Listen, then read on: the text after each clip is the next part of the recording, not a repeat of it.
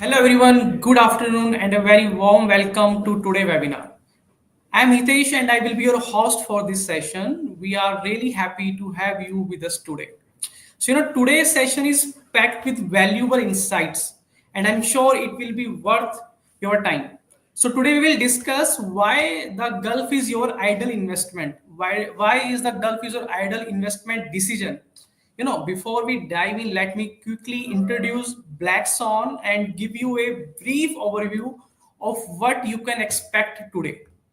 So at Blackstone, we have been helping businesses like yours for the past 8 years, providing customized solutions for business setups.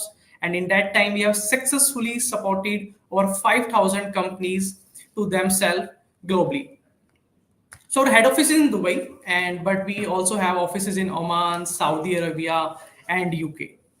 And this gives us an advantage for supporting your businesses because beyond, see, for example, if you start your business in Dubai and after later decide to expand Saudi Arabia, so we can easily assist you and with that process. So now I'm going to share with you few reasons why the Gulf is still an attractive destination for global investors.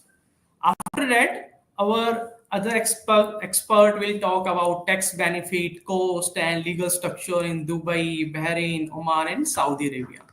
So why the Gulf? I will share with you three reasons. First is strategic location. The Gulf is perfectly located right at the meeting, point of Europe, Asia, and Africa. So this makes it a key gateway for international trade. You can say it's a place where businesses can easily reach major global market, helping you grow your presence worldwide. And the second best advantage is economic stability because it's a very important factor for any entrepreneur. See, Gulf countries have strong and stable economies, and they are growing consistently with smart strategies to diversify beyond oil. So on the top of that, the Gulf countries have investor friendly policies and strong financial system also, making it a safe and reliable place for your investment. Okay, then third one is innovation and technology. So the Gulf is becoming a key place for innovation and technology. So government here are investing heavily in smart cities, like smart cities and AI and digital transformation. By starting a business here, you become part of a modern environment that supports new ideas and innovations. So now, let me introduce to our next speaker, Mr. Anand, and he is the vice president of Black Swan and an expert in a company incorporation in the GCC. Today, he will guide you how to establish your business in Dubai. So over to you, Mr. Anand. Hi, Hitesh. Thank you so much for the insights. Hello, viewers. Thank you so much. My name is Anand. Today, I am going to help you inform about setting up company in GCC regions. I would be covering Dubai mainland or free zones. I would be covering setting up a company in Bahrain. Along with that, I also would like to render some insights on setting up a company in Qatar, because these are the jurisdictions where we see that FDI is coming at the larger level. So first we start with Dubai. So a lot of investors get confused. They know about Dubai, they know about jurisdictions, mainland and free zone. It is very important for an investor to understand that what difference mainland and free zone, these two popular jurisdictions, brings to your plate. So, as it is evident from the name free zone, first we go about free zones. In UAE, we have specific jurisdictions known as a free zones. These free zones are specifically made for business to be conducted outside UAE, and these free zones gives you a tax holiday. These free zones gives access to the greater level of business market around the globe. So coming back to this free zone and mainland, there are 70, almost 65 to 70 free zones established in UAE till date. And every free zone have their own genre and essences to support all kind of businesses, whether it's a trading, so services, or it's a manufacturing unit. So accordingly, every free zone has their own charm. So, and while at the other hand, we have a mainland company. mainland company is regulated directly by Ministry of Economy. There is a wing of Ministry of Economy called Dubai Economic Development, known as DED. DED is responsible to regulate such licenses located in Dubai mainland.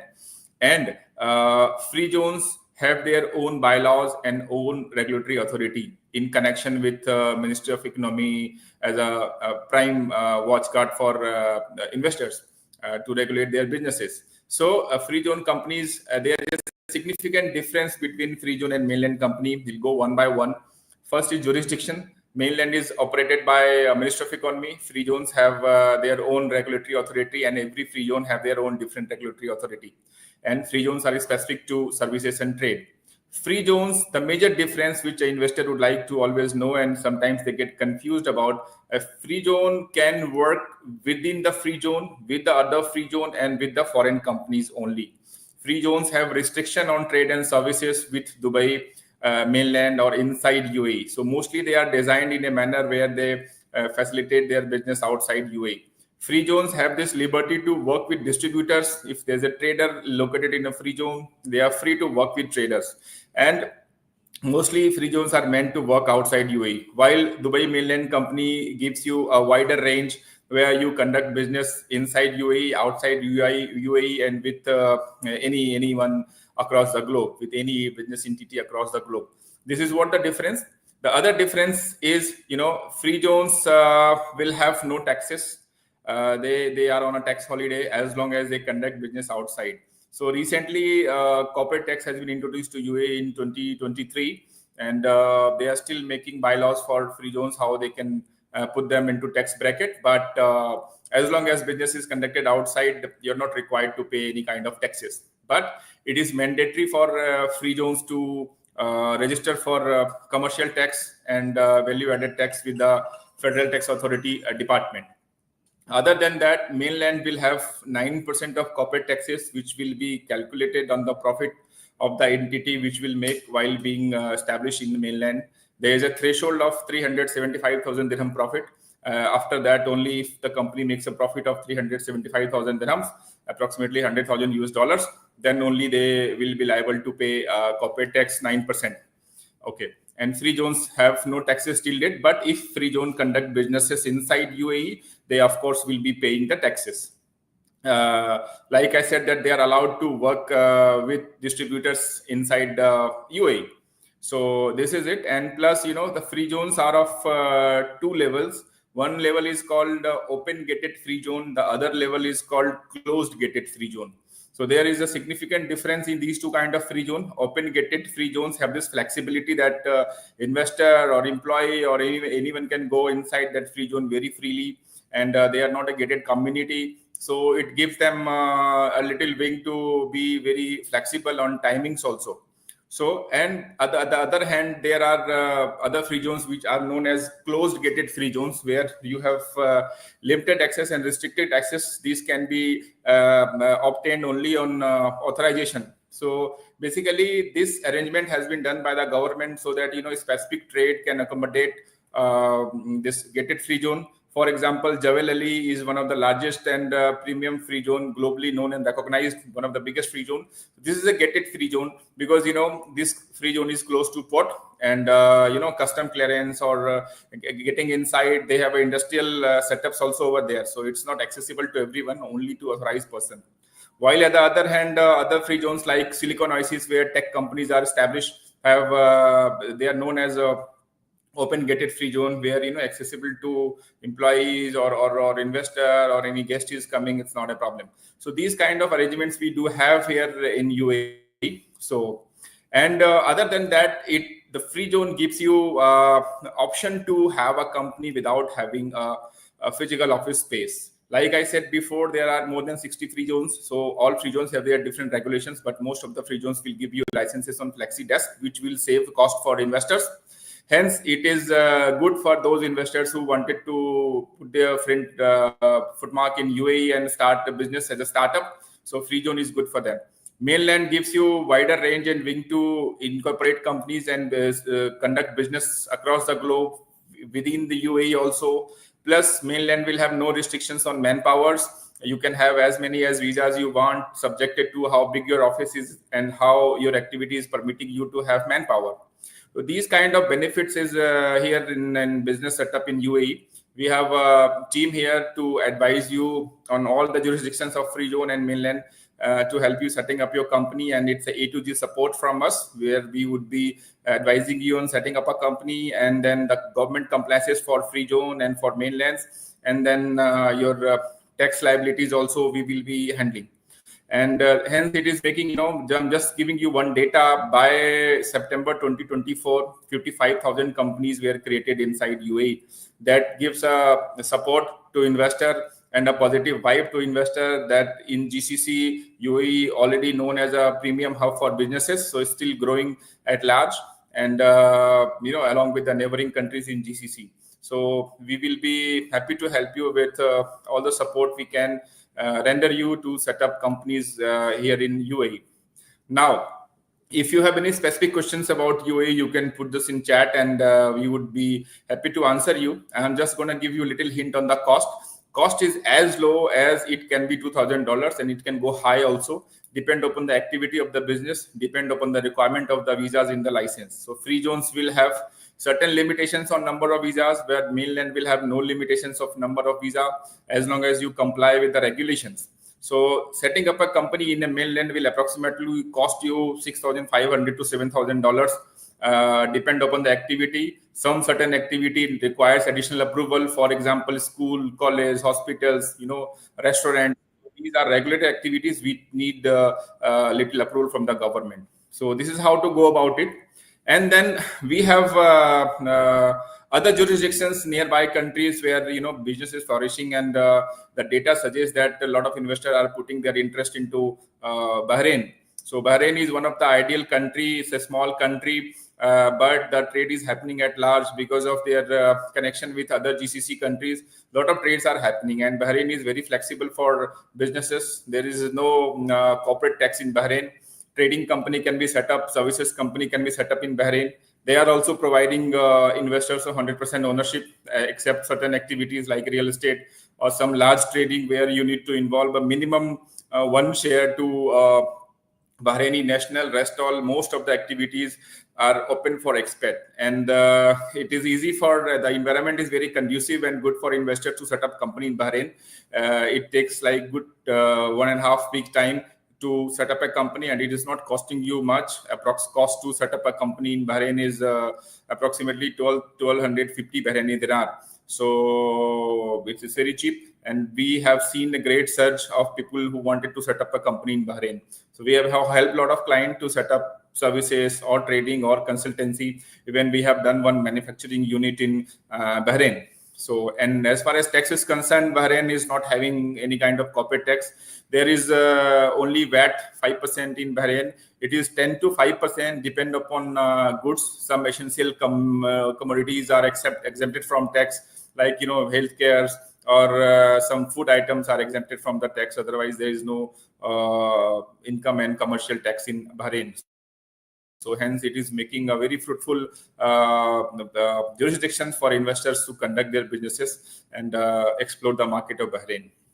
Then we have neighboring country Qatar, which is flourishing from a long time. See, all these GCC countries are trying to diversify their economy from oil-based economy to business-based economy to tourism-based economy. So they are welcoming investors who can contribute to their growth plan and sustainability plan, where they are diversifying their business, are most welcome. Qatar also gives you 100% ownership in all the companies, whether it's a mainland in Qatar or free zone in Qatar, trading, services, manufacturing. There are certain activities in Qatar which have restriction to have Qatari national as a 51% partner. It can be a commercial agency, or it's a real estate company, or if you're opening any financial institutions like banks or insurance services, so then you'll have to keep a Qatari 51% partner in the license. And then other activities like services, where it comes to hospitality sector, it's come to tourism sector. These all activities are 100% open by expat, IT, software. So you can have these kind of companies in Qatar without Qatari national in the license. And then we have one free zone also in Qatar, which is called QFC, known as a Qatar Financial Center. So this free zone has trading activities. This free zone have services activities also, but it is mandatory for an investor to keep an office in a designated area of QFC. The government cost to set up a company in a Qatar free zone is 5,000 US dollars every year. And to set up a company in the mainland, it depends upon the activity, it depends upon the requirement of Qatari national in the license. So it will be varied around 7,500 US dollar to 15,000 US dollars, depend upon the activity. So this is it. And Qatar also don't have, yeah. So Qatar has seen a lot of surge and growth in tourism industry recently when FIFA happened in Qatar. So a lot of companies were created after that. And we have seen a lot of surge in this inquiries are coming for QFC, Qatar Financial Center. So when it comes to tax in Qatar, there is a VAT which is 10%, similar to other GCC countries, applicable to essential commodities is less tax. Plus, when you conduct a business related to petrochemical and hydrocarbon, then the tax rate is high, 35% approximately in Qatar, and 46% approximately in Bahrain.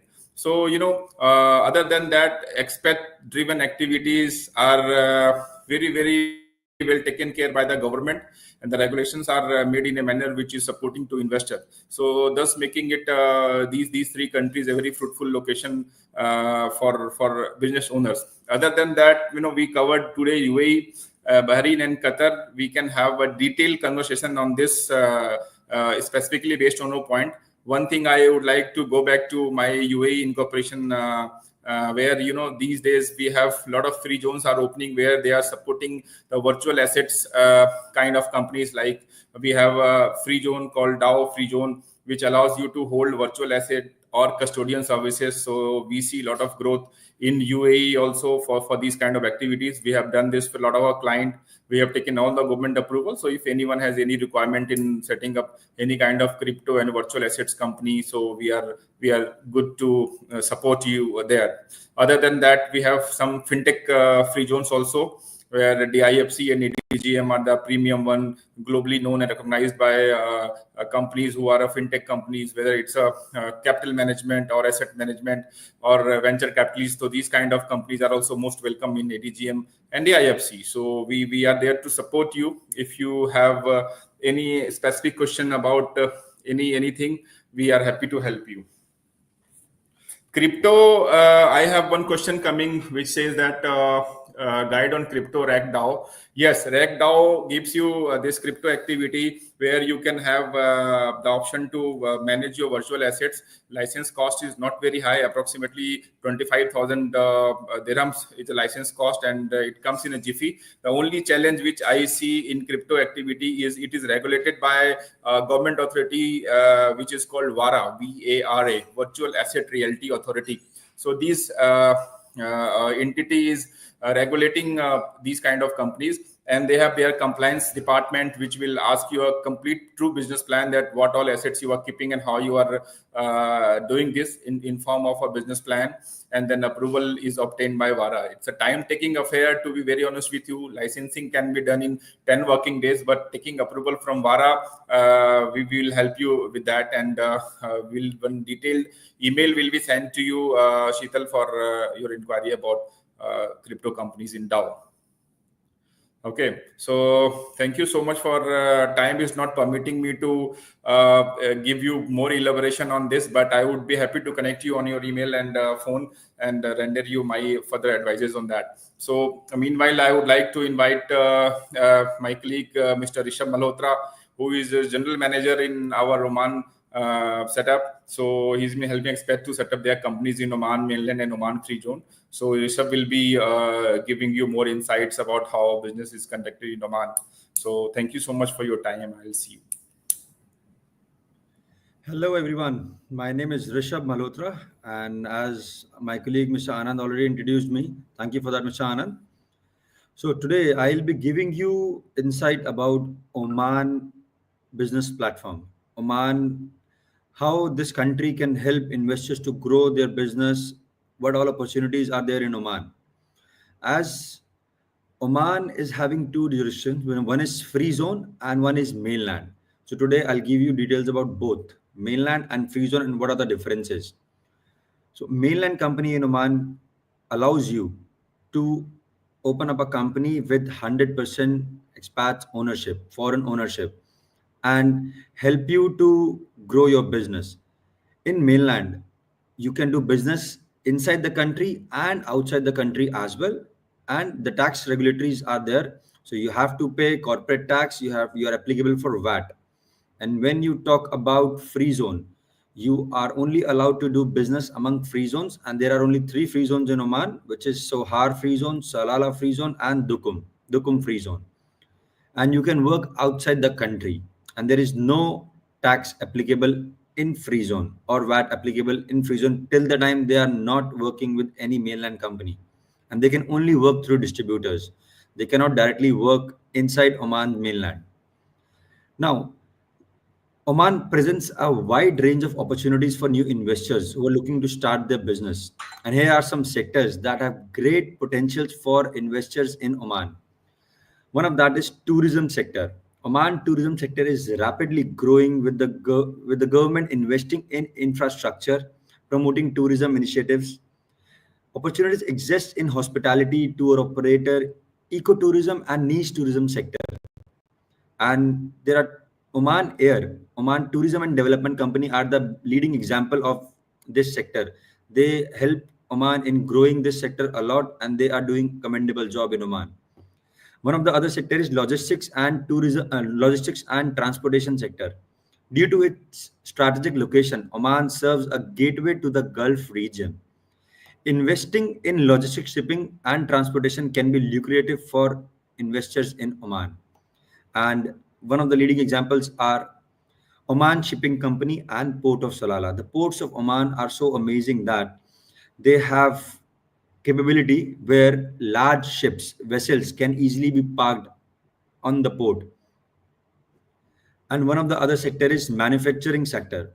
Oman's government is actively promoting the manufacturing sector, and investors can explore opportunities in food processing, automotive, textiles, and other manufacturing industries. Oman's Cement Company and Towel Group are the example who are well diversified into manufacturing sectors and giving a lot to the economy of Oman. Last but not the least, one of the other sector is information technology. With a growing digital landscape, there are opportunities in IT sectors, software development, e-commerce, cybersecurity. And Bawan IT and Oman Data Park are the two major companies, leading companies in Oman. These companies are recognized for their excellence and contribution in their respective sector in Oman. By conducting thorough market research and understanding the local regulations, new investors can tap into these sectors to start a successful business in Oman. And I would not love to forget one thing, that Oman is rich in oil and gas sector and mineral sectors as well. Now let's talk about the costing and the process of forming up a company in Oman. If you're looking to open a mainland company in Oman, you will have to pay around Omani Riyals 950, which is equivalent to $2,000. And you form your company and you directly get your license in Oman for 3 years with 100% foreign ownership. And there are almost like 95 activities in Oman which is allowed to be owned by foreign investors, and there are few activities which are regulated and falls under Omanization, and there only Omani nationals and Gulf nationals can have 100% ownership. And you can easily get visas for the shareholders as a partner visa for 2 years, and you can get your visas for employees as well in Oman, depending upon the size of your office and the activity you are into. And the main part is bank account. In Oman, opening a bank account is very easy. We have a team of experts who help you to complete your documentation and help you to get your bank account opened. It's not only we will just guide you to open the account, my team will help you completely to fulfill your documentation, and they will help you to get your checkbooks, online banking tokens, and everything, and your bank account will be completely operational. Now let's talk about tax and VAT implications in Oman.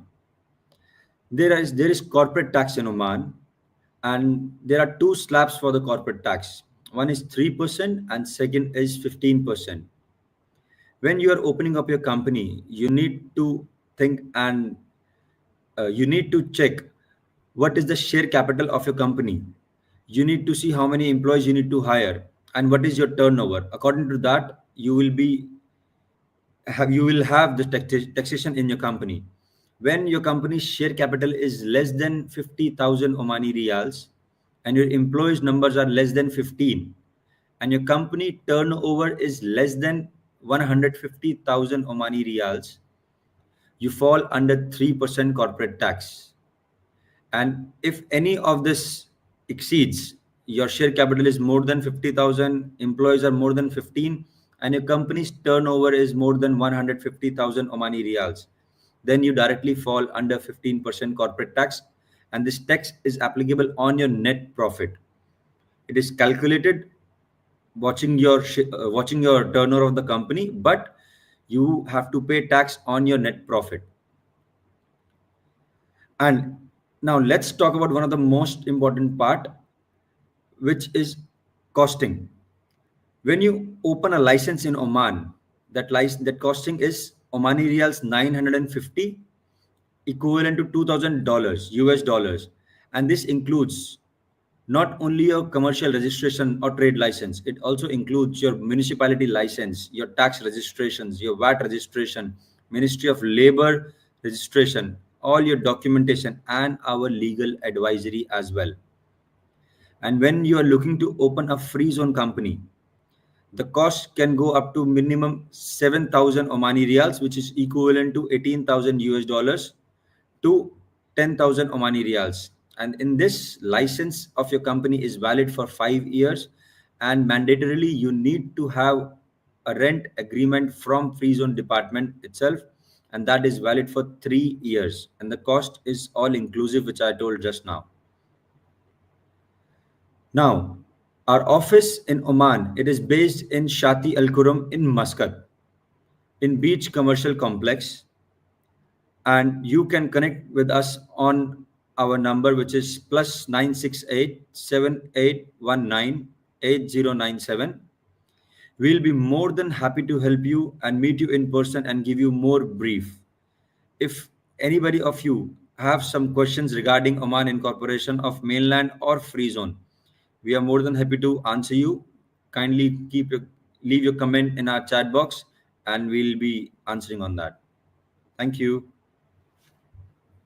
Now I will hand over this. Now it will go to another speaker, who is Mr. Robin, and he will be giving you more insights about our Saudi incorporation, and he'll help you how to open up company in Saudi Arabia.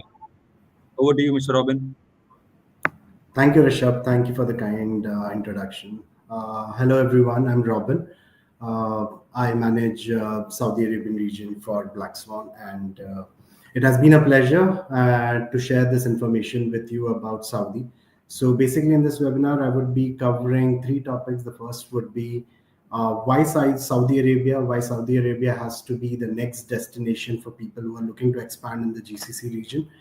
And how can you do it, and how Black Swan can assist you in the whole journey. Now, for almost a century and more, people or businessmen have been looking at Saudi as the world's biggest oil reserve. 20% of the world's oil reserve are with Saudi Arabia, and it has been an oil-based economy. But things have changed. Authorities have moved away from the oil-based economy. They moved on to a tourism-based economy. Now they are opening up for traders and service markets in Saudi Arabia. So what makes Saudi Arabia different from other GCC countries is that 60% of the population is the local Saudi nationals. And this gives them an advantage of having a higher young tech savvy population, which could cater to the growing economy. And this 30 and this 60% of population has a median age of close to 32 years. 32 years of the population is talented pool of resources, which all the expats, all the businesses that are reaching there can utilize. Right now, to give you an idea how big Saudi has gone on welcoming expats coming to the country, in 2024, 8,500 plus companies, foreign company licenses have been issued. 300 plus millionaires have moved their base to Saudi, and they are expecting it to be more than 1,000 plus by 2025. It is the second highest growing economy in all of the world. And out of all of this, GCC, they have been welcoming by having a lot of reductions in the regulations and the compliance part of things. Now, to answer your questions as to how can you start a company in Saudi Arabia, the first and the biggest option for expats to set up a company in Saudi Arabia is getting a MISA license. So the gatekeepers for all the FDI investments into the kingdom is authority called MISA. MISA is Ministry of Investments in Saudi Arabia. Prior to 2022, they were referred to as SAGIA, Saudi Arabia General Investment Authority. So SAGIA, along with other world-renowned PIF, other private equity fund, came in together and they became the gatekeepers for every FDIs coming into the country. So the kingdom opened up their expat FDIs coming into the country, and they have opened up massively. You can have 100% expats can have 100% ownership in the kingdom by just obtaining the MISA license. Now, MISA license can be obtained with just 5 set of documents. Now, in Saudi Arabia, you can have expats can have only corporate shareholding. Individual shareholdings are allowed, but with a premium ikama. Premium ikama again gives you an immunity just like any other GCC national or a Saudi local. Now, the process is with 5 set of documents. After it is attested, notarized, you can set up, you can access a MISA license. With your MISA license, you can register for a company or for a trademark. After the trademarks, you can probably register yourself to all the relevant portals. So there are close to 21 government portals which you need to register yourself before you could start the operation. So getting these portals registered and active is the most important step in the whole of the process.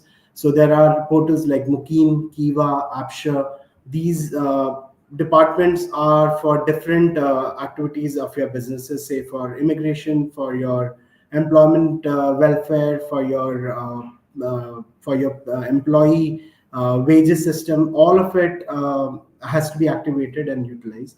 And after the portals are registered, you can have a general manager assigned. After the general managers are assigned, once the general manager has entered the country, you can set up your bank accounts. Bank accounts are pretty simple. Today, I would be talking about there are close to 9 types of licenses. I would be just touching the surfaces for 2 of the services. The first is a service license. The second would be a trading license. Now, the requirements for a service license would be you need to have one company outside of Saudi Arabia with a vintage of 1 year. And for a trading company, you will need 3 companies out in 3 different countries with at least one company having 3 years of vintage. So if you qualify with this criteria, you're eligible to apply for MISA license with 5 set of documents, and you can get a MISA license for your further processing. Now, coming back to the general manager's visa, you can apply up to 2 general managers visa without any approvals. If you require more general managers to be added, it can be obtained. Up to 4 general managers can be obtained, but with prior approvals. And all the general managers visas would be initiated from the VFS of the home country of the appointed general manager, and the process is the same for all the expats. Now, this is an overview of how you can enter Saudi through an expat mode and have 100% expat ownership in the kingdom. Now, coming on to some nitty-gritty or some key points that you'll have to keep in mind. First is Saudiization. Saudiization is flat 33% on your human capital. So every third employee in your company needs to be a local Saudi national. But having said this, there are some specific activities and specific licenses where the requirement is more than 33%. So for insurance sector, it is 40%. For property financing licenses, it is 40%.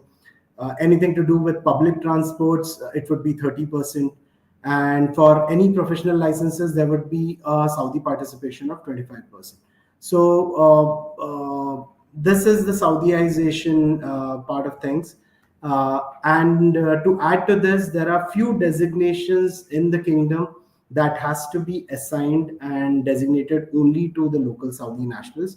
Some of them are, if you're hiring a driver, it has to be a local Saudi. If you're hiring a marketing head, it has to be a local Saudi. Receptionists, cashiers, these are some of the designated activities for the local population there. Now, there's one more benefit of the Saudiization. If any expat or foreign owned company hires a local Saudi female as an employee, that counts, that gives you a two head count. So to run you in short, it would be, if you have 5 employees and you'll have to fulfill the Saudiization criteria of 33%, you will need 2 Saudi national. But if you employ one local Saudi women, it would be counted as two, and you would qualify for the Saudiization. Now, this was a small brief about the Saudiization. Let me jump on to the taxation, because this is the most important part for most of the viewers who are looking to expand to Saudi Arabia. So in the kingdom, there is no income tax. There is no corporate tax for the GCC nationals. But for any expat or MISA license holder, there is a corporate tax liability of 20%, and applicable VAT on all invoices of 15%. There is a withholding taxes, which would range anywhere between 3% to 15%. Withholding taxes again depends on the nature of transaction in the kingdom, and the taxes that, or the funds that have been transferred to the country. So it depends upon the nature of transaction and the relationship between the countries. So say for example, UAE and Saudi has 5 to 15% depending upon the nature of transaction, and there's a set withholding taxes that are predefined. Now, moving on to the other taxes, there are a few other taxes as well. There is real estate transaction tax, which is 5%. All the real estate transactions that you do, 5% is levied. Then you have a white land tax, which is an urban land tax. If you acquire an urban land and it is not put to use, there would be a taxation of 2.5%. And the most important of all, there is a sovereign Islamic tax called zakat. Zakat is a tax that is applicable 2.5%. 2.5% is applicable on the net worth. This is the charity tax that you contribute towards the welfare of the economy, welfare of the people, welfare of the society. So this is a tax that is collected by the government for the welfare of the community as such. Now, the other type of tax holiday that you get is all the regional headquarters in the kingdom gets a tax holiday of 30 years. So regional headquarter has a specific set of requirements, which I would be sharing probably in the next webinar, because it is a topic in itself. And then again, so this is an overall view of how to set up a company in Saudi Arabia, and why you should look at Saudi Arabia as an option to expand your business. Now, having said this, there is a small part that I would like to also give you information about. It is about any GCC national setting up a company in Saudi Arabia. Now, every GCC national enjoys an immunity just like any local Saudi national. Local GCC national owned companies have a benefit of 0% corporate tax. They do not have to acquire a MISA license. And MISA license, even if there is a single person ownership of an expat, they will have to take the MISA route. But if it is a 100% GCC owned company, they enjoy the benefits of tax benefits, no MISA license, renewal cost, and the transactions are more affordable and cheaper. And there is something called, there is a law in Saudi Arabia called non-concealment law. Non-concealment law basically stops all the shell companies that are formed in the Saudi Arabia based on GCC nationals. So any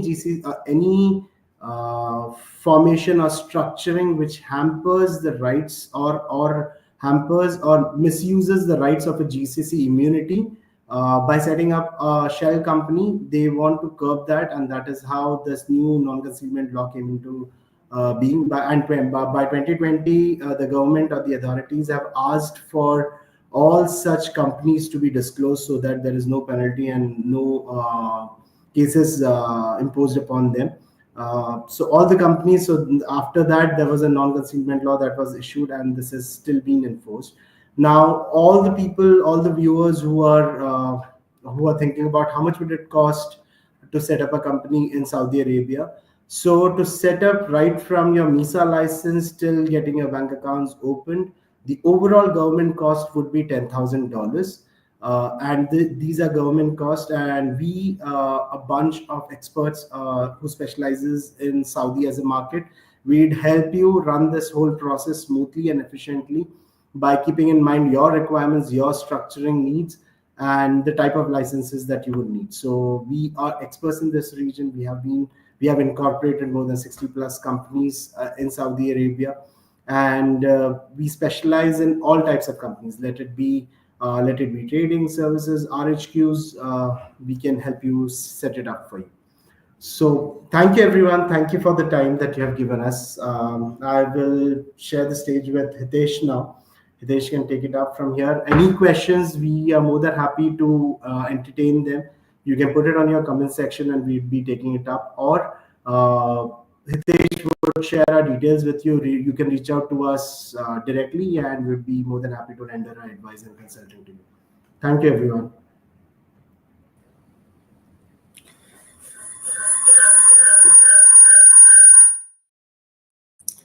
Okay, so thank you so much, Mr. Robin, to provide all the information regarding KSA, and thanks to you everyone for joining us today this session, and we hope you found this session insightful, valuable. And if you have any question, any query, then please you can reach us out. We will share our contact number and email address in this comment box and chat box, and you can call us. And definitely our team will help you, will guide you, because we are doing this. We are in this industry from last 8 years, and yeah. So that's it for today's session, and definitely we will arrange one-to-one consultation also with you. And if you have any question, just message us, call us, or just send an email. Our team will be in touch with you, and we will book one-to-one consultation with you. Thanks a lot.